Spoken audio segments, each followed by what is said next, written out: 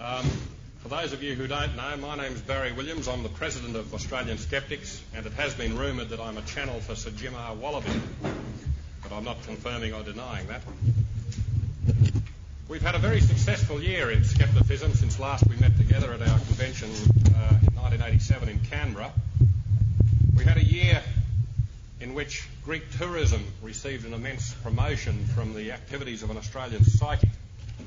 We had a year in which some 600 Australians paid a Washington state housewife $400 each to hear wisdom of such profundity as you normally only find in fortune cookies or on the walls of high-class latrines. We had a year in which the arch-guru of creationism was debated by one of our members and went away bleeding.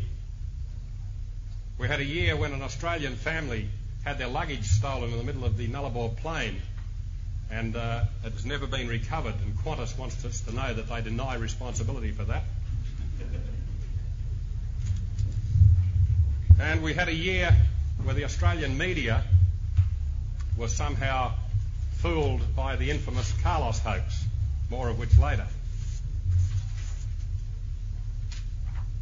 Worldwide, the cause of scepticism has been given a boost by the decision of the United States Supreme Court by a majority of 7-2 that creation science was not in fact science and should not be taught in American schools. And that is a remarkable victory indeed, and it will have some repercussions for Australia.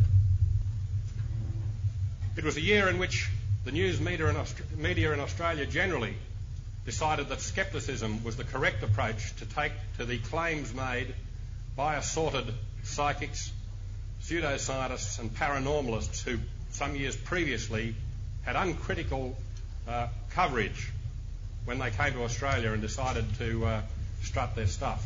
The media are becoming sceptical, and we in Australian Skeptics can take some of the credit for that.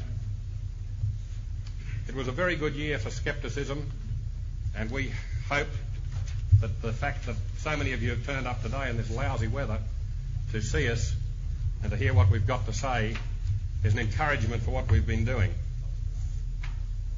It was also a year in which a small group of very dedicated people put a lot of voluntary effort into keeping Australian Skeptics running, and I'd like to introduce some of them to you as they are around the hall. It's our national committee members and some of our interstate committee members. Now, I've got a list so I don't forget anyone. Down the front, selling tickets, is our Noble Secretary, Tim Mendham. Wave your hand, Tim, so they can see you.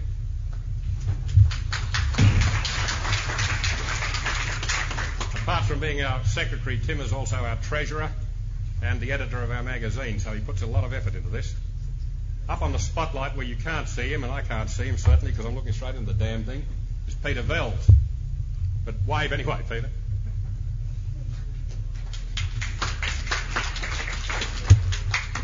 To my left, running the tape recorder here, is Ian Bryce, who looks after our challenges, and that's a fairly onerous task, I can assure you. All sorts of ratbag challenges are made to the Skeptics, and Ian controls them very, very well. We have Richard Gordon lurking around the place somewhere, who will be speaking tomorrow on the medical area. Richard is a doctor, and if anyone feels faint at some of the antics today, don't hesitate to call him. Where are you, Richard? He's down the back as well. We have Mel Dixon somewhere lurking about, also on the National Committee. We have Peter Rogers over behind the bookstall there. If you give Peter any money, count your change very carefully. He not only is a professional magician, he also works for the Commonwealth Bank. Sitting with Peter is Steve Walker, and Peter's other role is to translate Steve's Yorkshire into English. Steve is also a professional magician. We have Julia Forbes. Where are you? Julia is over there. Julia is responsible for all these remarkable posters you see and for the design on the T-shirt. She's a graphic artist, as you may assume. And sitting next to Julia is Harry Edwards, of whom the less said the better.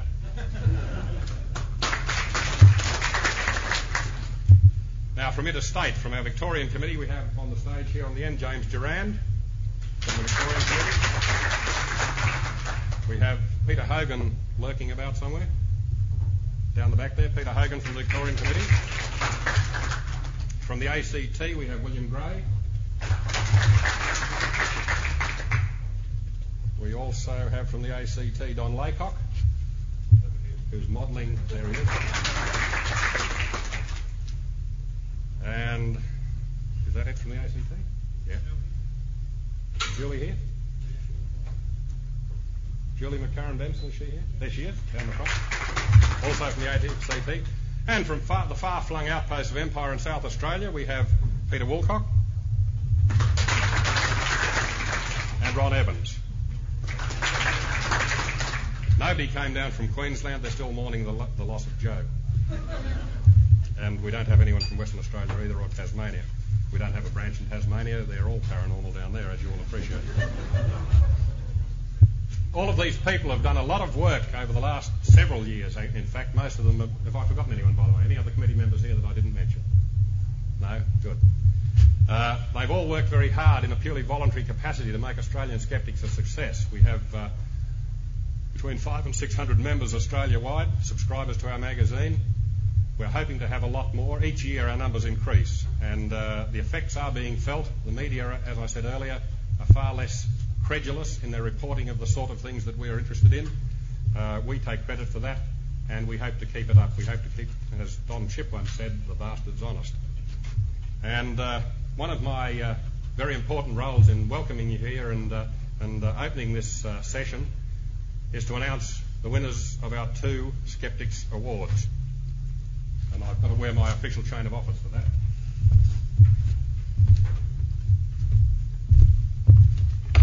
Here we go.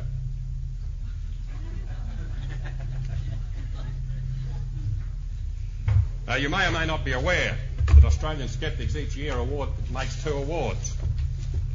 The first, and probably the least sought after award in the world, is this, the Ben Spoon Award.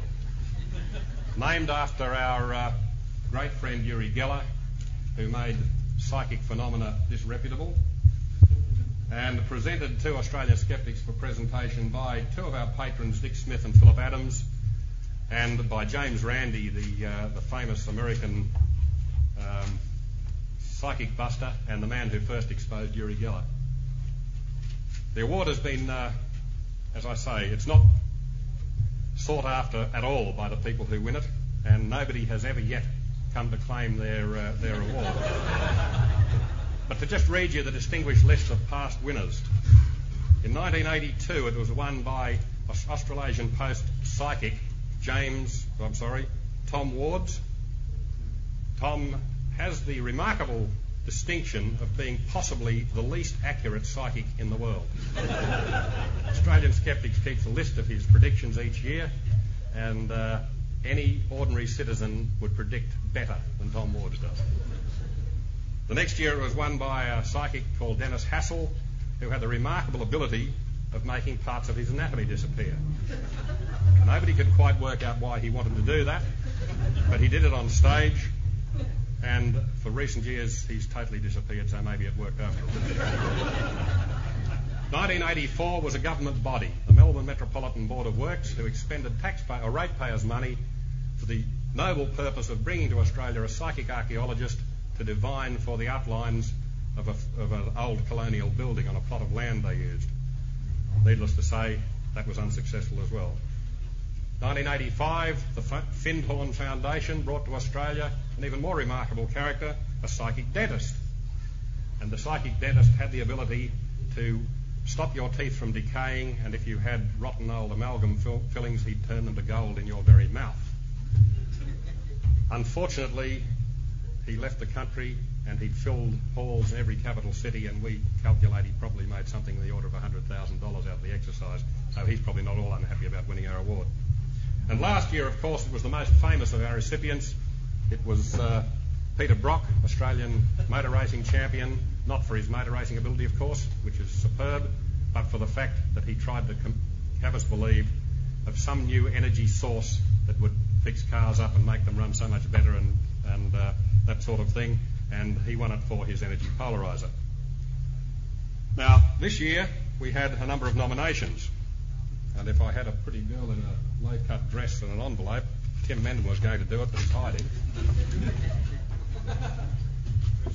The nominations for the bench spoon this year were the Nullarbor UFO incident, Geeta Bellens, who was the Australian end of the Ramtha visit. That's the people who made so much money out of giving great, profound wisdom out.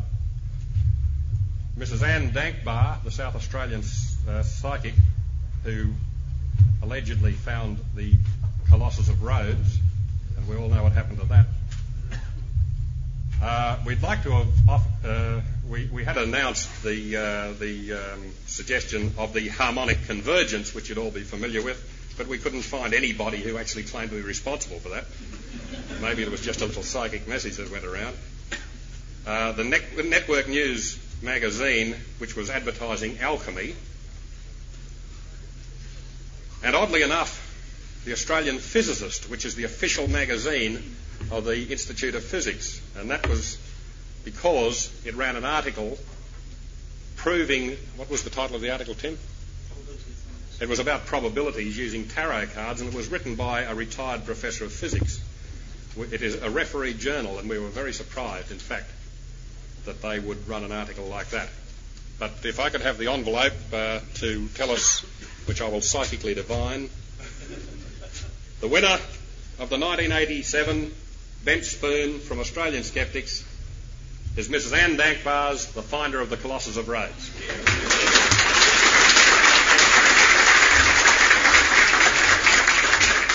I'll just check to see if I was right.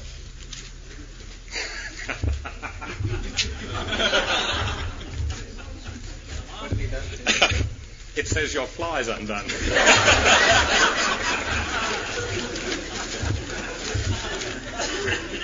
Now, we don't appear to be Indian givers. This award is available to Mrs. Dankbar, only on the understanding, of course, that she removes it from this room today by psychic means. Now, to get to the serious side of this, Australian Skeptics also awards each year a Skeptical Journalism Award. This is a positive award. It is worth $1,000 and a scroll. Last year it was won by the Willesee program for an excellent television event on Uri Geller, where they confronted Geller with one of our members, Ben Harris, an accomplished magician, who duplicated all of Geller's stunts and challenged him all the way along the line. It was an excellent piece of television and very good for skepticism. This year we've had, again, a number of nominations, and if I could find them, I'd be right. Yes. The Willesee program, which of course is now defunct but is now resurrected as the current affair, sent us 2 nominations, both of which were excellent. They were by one of their reporters, Peter Wilkinson.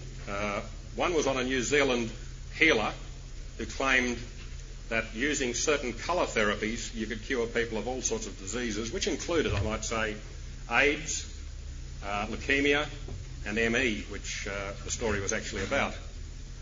The man was a charlatan, and it was obvious, and it was shown up by the program. Another New Zealand story by the same team on a group called the Aetherius Society. And it was a fun show, really, because these people alleged that they believed that they were getting messages from UFOs and outer space and various things. They have a strange set of beliefs that Jesus Christ lives on Venus and Buddha lives on Mars and Krishna, the Hindu god, lives on Saturn and he's the boss, and that they use spaceships to get here when they have to bring things like computers, but when they don't have to bring physical things, they just manifest themselves here. And they were quite a nutty group. The other television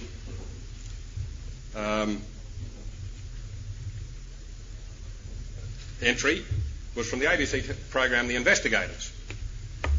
The investigators heard of another energy device which was being promoted by a Sydney gentleman who claimed that if you clamped this to the fuel line of your car, he would improve your fuel efficiency by at least 50% and do various other things to the car. The program went to a great deal of trouble to investigate this phenomenon. They tested it in road tests on a vehicle. They also took it to the University of New South Wales and tested it on a dynamometer and investigated it thoroughly and showed, in fact, that the device that this man was selling for $180 was worth absolutely nothing. And indeed, we had an almost unanimous vote in the committee this morning on the winning program out of those three. There were a couple of other things nominated, but they were fairly minor. And it was an almost unanimous vote that, in fact, the Investigators program and John Millard, who I understand is in the audience, is the winner of this year's Skeptical Journalism Award.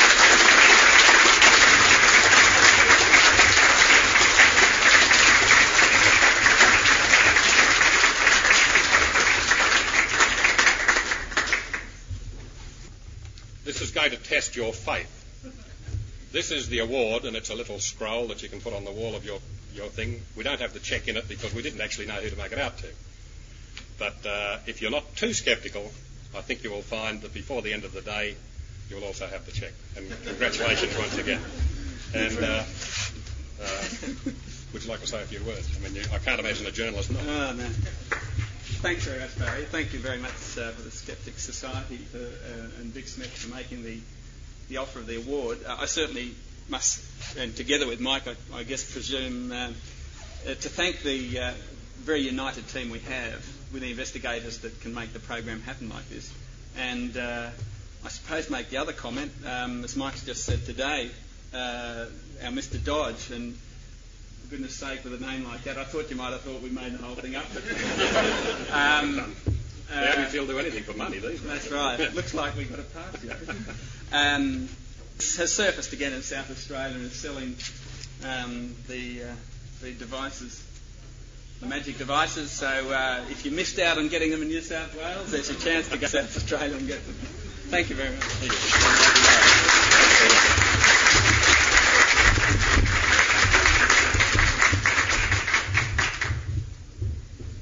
Well, that's the first time we've had a recipient actually in the audience. Was anybody here from Willis's program?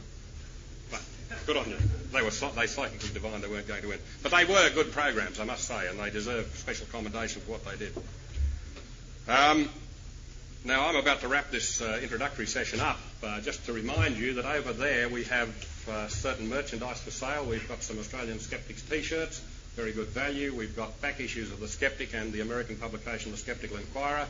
We have copies of our book on creation science, and we have a full list of Prometheus publications. Prometheus Books in the United States publishes most of the skeptical books that are published in the world. They also publish other things on philosophy and various other topics. They're represented in Australia by Abbey's bookshops, and Abbey's have let us have their entire stock for sale here. We're selling them at a 10% discount, which is very nice of Abbey's, and we're advertising for them as well. Of course, they're an excellent bookshop, and if you're looking for something interesting to read, go and see Abbey's. I don't get paid for that. I mean, I'm just doing it.